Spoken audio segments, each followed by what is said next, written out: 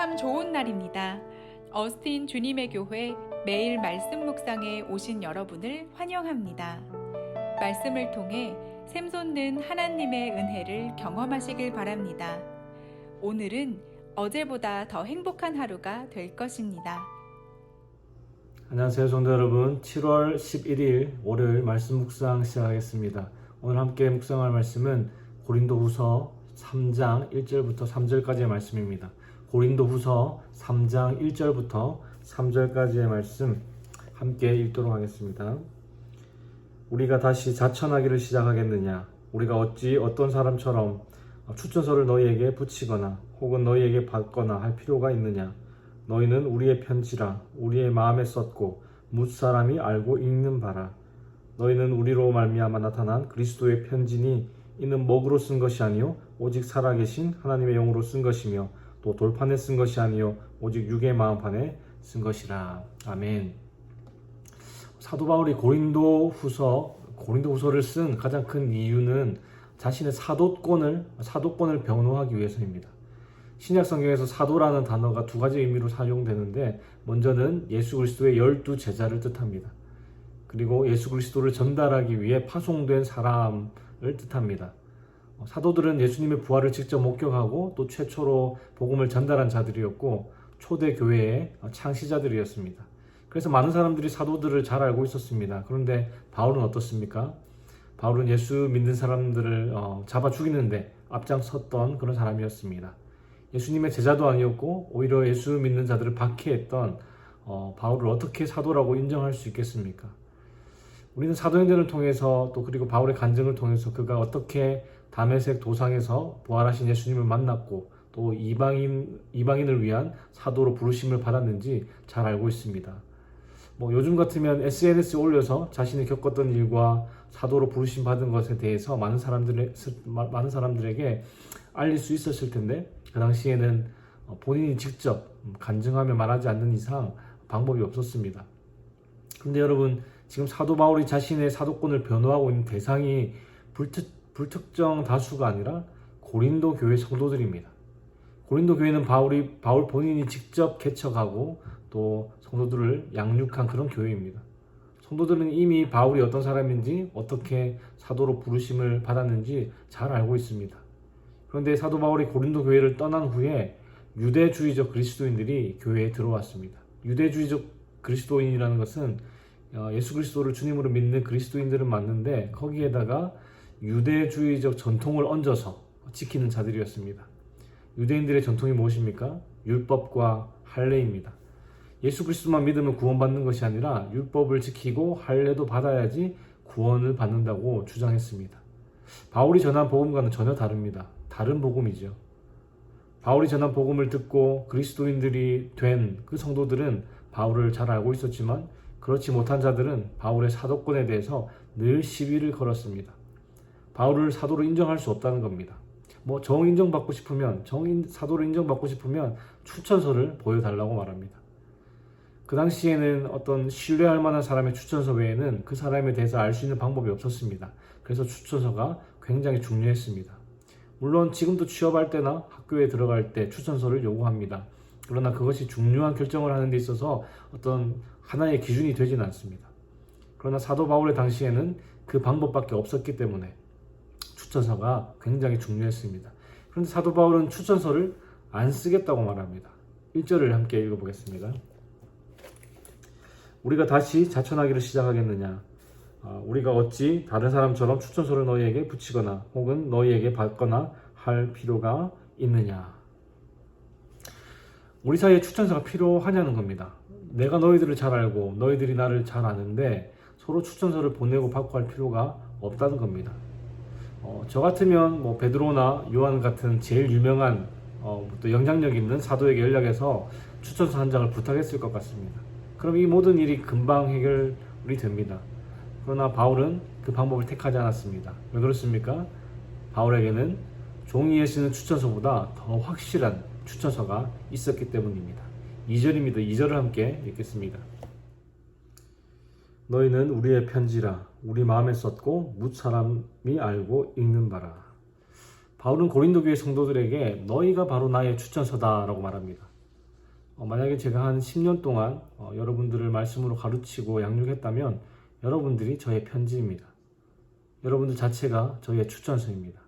마치 우리가 아이들을 양육할 때 그 아이의 행동을 보면 그 부모의 모습이 보이는 것처럼 말씀으로 변화된 여러분들의 모습을 통해 제가 얼마나 열심히 말씀을 가르치고 또 양육하며 수고했는지가 다 드러나기 때문입니다.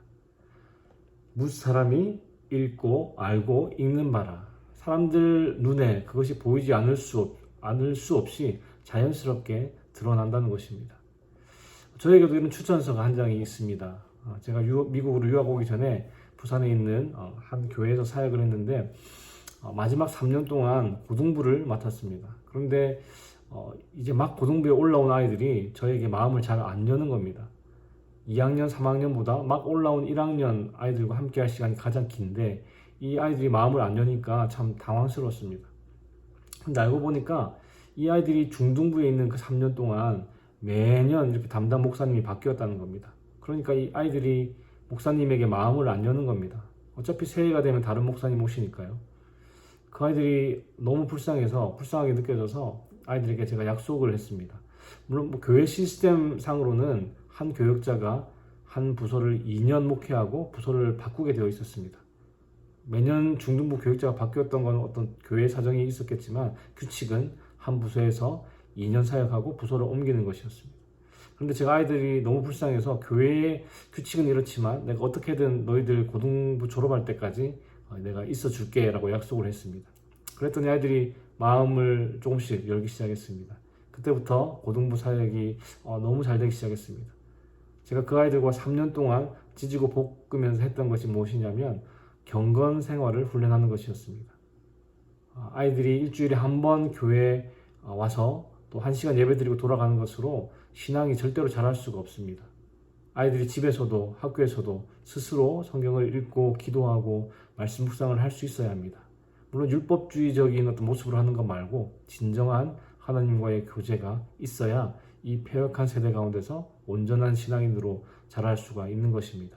그래서 이 아이들과 3년 동안 그 훈련을 했습니다. 제가 매주 이렇게 체크를 했는데 처음에는 일주일 내내 경건 생활을 하나도 안 하는 아이들이 더 많았습니다. 습관이 안 되어 있었으니까 당연히 그럴 수밖에 없었겠죠. 그러나 입시 준비라는 큰 부담 속에서도 아이들이 점점 경건 생활을 습관적으로 해 나가는 것이 보이기 시작했습니다. 물론 제가 원하는 만큼 모두가 다 따라와 주지는 못했기 때문에 제가 3년차 끝날 때쯤에 아이들에게 이렇게 설교를 하면서 저의 답답한 마음을 토로하기도 했습니다. 이렇게 3년 동안 열심히 수고하고 노력했는데 열매가 보이지 않아서 참 답답하다라고 이렇게 얘기를 했던 기억이 있습니다. 그리고 마지막 고별 설교를 하면서도 이 경건 생활의 중요성을 이렇게 강조했고 또 허신구 목사님이라는 이름을 딱 들었을 때 그 경건 생활 중요하다고 늘 강조하셨던 그 목사님 하고 기억할 수 있었으면 좋겠다라고 말하면서 제가 사임을 하게 되었습니다. 미국으로 유학 오고 나서도 3년 동안 함께 했던 그 아이들이 너무 기억에 남고 보고 싶어서 눈물을 흘리기도 했습니다. 그 아이들과 헤어진 지 이제 3년 반이 지났습니다. 지난달 제 생일 때 아이들이 카톡으로 축하 메시지를 이렇게 보내주면서 했던 말이 참 너무 감사하고 기뻤습니다. 그 아이들은 이제 대학 졸업반이고 또 남학생들은 군대에 갔다가 뭐 제대한 아이들도 있고 복학한 아이들도 있는데 얼마나 지금 놀기 좋아하고 또 세상을 쫓아가기 좋아할 나이입니까? 그런데 그 아이들이 지금도 제가 그때 강조했던 경건 생활을 하고 있고 또 실패해도 또 다시 시작하려고 동기들끼리 다 같이 이렇게 노력하고 있다고 말해 주었습니다. 그 얘기를 듣는데 얼마나 가슴이 벅차고 기쁘든지 그때는 제 눈에 열매가 안 보이는 것 같아서 속상하고 그랬는데 이제야 그 열매를 보게 되는 것 같아서 참 마음이 기뻤습니다. 오늘 이 설교를 준비하면서 이 아이들이 나의 편지이자 추천서구나 라는 생각을 했습니다. 아마 사도 바울도 고린도 교회 성도들을 보면서 같은 생각을 했을 겁니다. 너희들이 나의 편지이자 추천서야. 그런데 오늘 본문 3절을 보시면 바울이 고린도 교회 성도들에게 또 다른 편지라고 말합니다. 우리 3절을 다시 함께 읽어보겠습니다. 너희는 우리로 말미암아 나타난 그리스도의 편지니 이는 먹으로 쓴 것이 아니요 오직 살아계신 하나님의 영으로 쓴 것이며 또 돌판에 쓴 것이 아니요 오직 육의 마음판에 쓴 것이라. 사도 바울은 고린도 교회 성도들을 눈물과 기도로 가르치고 양육했습니다. 그래서 그것이 사도 바울의 편지, 즉 추천서가 되었습니다.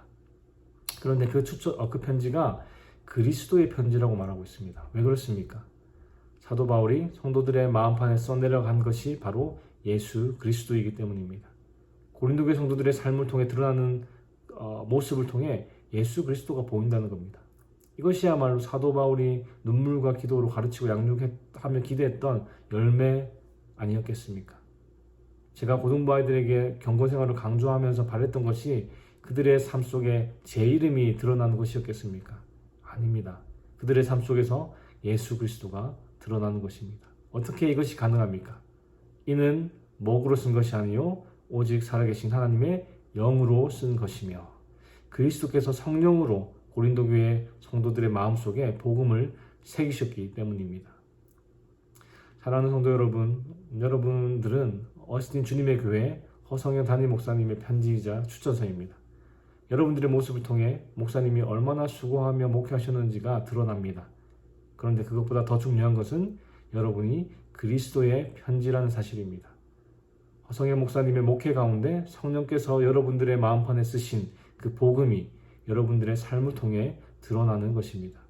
이 그리스도의 편지는 교회 안에서만 읽혀지는 편지가 아니라 여러분들의 직장과 사업장, 학교와 가정, 여러분들의 삶의 터전에서 모두에게 읽혀지는 그런 편지입니다.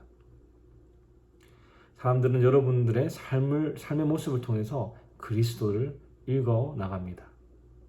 사랑하는 여러분, 오늘 하루도 성령께서 여러분들의 마음판에 써내려가신 그 그리스도의 편지로 살아가게 될 것입니다. 여러분들의 삶을 통해 세상의 많은 사람들이 그리스도를 읽어낼 수 있기를, 그리스도의 복음이 전해질 수 있기를 주님의 이름으로 축복합니다. 기도하겠습니다.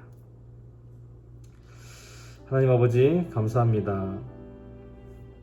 오늘도 이 아침에 우리를 주님 앞으로 인도하시고 찬양과 말씀과 기도로 하루를 시작하게 하시니 감사합니다. 주님, 오늘 말씀을 통해 우리가 그리스도의 편지임을 깨닫습니다. 성령께서 우리 마음판에 써내려가신 그 복음의 편지가 우리의 삶을 통해 날마다 드러나게 하시고 많은 사람들에게 읽혀지게 하여 주시옵소서. 비록 우리의 삶이 완벽하지 못하고 실수가 많지만 날마다 성령께서 우리를 다듬어 주셔서 그리스도의 편지로서의 역할을 잘 감당할 수 있도록 도와주시옵소서. 주님, 오늘 하루도 주께서 주시는 힘으로 은혜로 살아가기 원합니다. 주의 도우심으로 승리하는 하루 되게 하여 주시옵소서. 감사를 드리며 예수 그리스도의 이름으로 기도하였습니다. 아멘. 월요일 기도 제목으로 함께 기도하시겠습니다. 첫 번째, 한 주간 예수의 흔적이 있는 삶이 되도록 기도하실 때에 우리의 가정, 직장, 사업, 학업의 터전에서 나의 말과 행위를 통해 그리스도가 드러나게, 그리고 코로나로 인해 신앙생활이 나태해지지 않도록 기도하시기 바랍니다. 두 번째, 코로나 방역과 종식을 위하여 기도하실 때에 성도들을 바이러스로부터 보호하시도록, 그리고 성도들의 사업과 직장을 지켜주시도록 방역 당국에 지혜를 주시어 최선의 방역이 이루어지도록 기도하시기 바랍니다. 그리고 세 번째, 선교사님들을 위해 기도하실 때에 태국의 전운주 선교사님, 브라질의 김창현 선교사님, 하이티의 박동환 선교사님을 위해 기도해 주시기 바랍니다.